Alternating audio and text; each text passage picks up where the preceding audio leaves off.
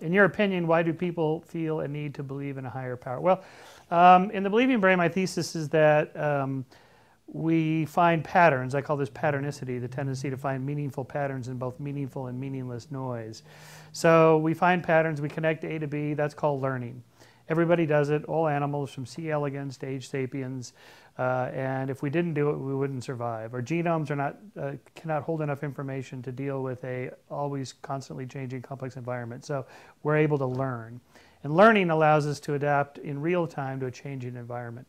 Unfortunately, we're not good at detecting true patterns from false patterns, so the default option is just to assume all patterns are real, just in case. All A's are connected to B's in some causal way. That's just what our brains assume.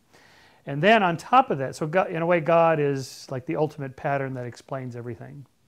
Then on top of that, we also infuse those patterns with intentional agency, and I call this agenticity, the tendency to infuse these patterns with intentional agents. And so, in other words, we assume not just that it's a real pattern, but that the pattern has something behind it, some intentional agent. So my thought experiment is, imagine you're a hominid in the plains of Africa 3.5 million years ago. Your name is Lucy.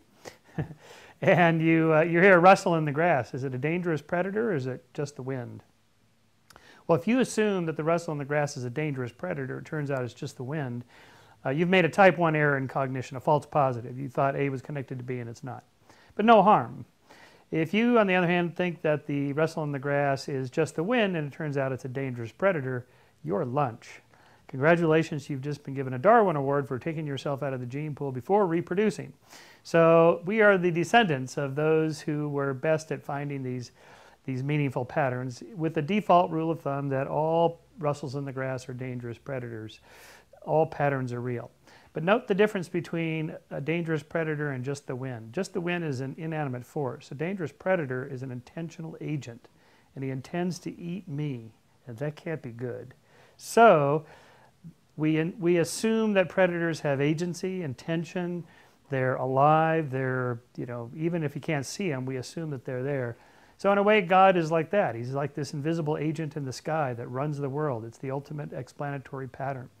And then we layer on top of that this sort of whole social construction of religion, which reinforces the rules of cooperation and pro-sociality and altruism and being nice and keeps human aggression in check and so forth.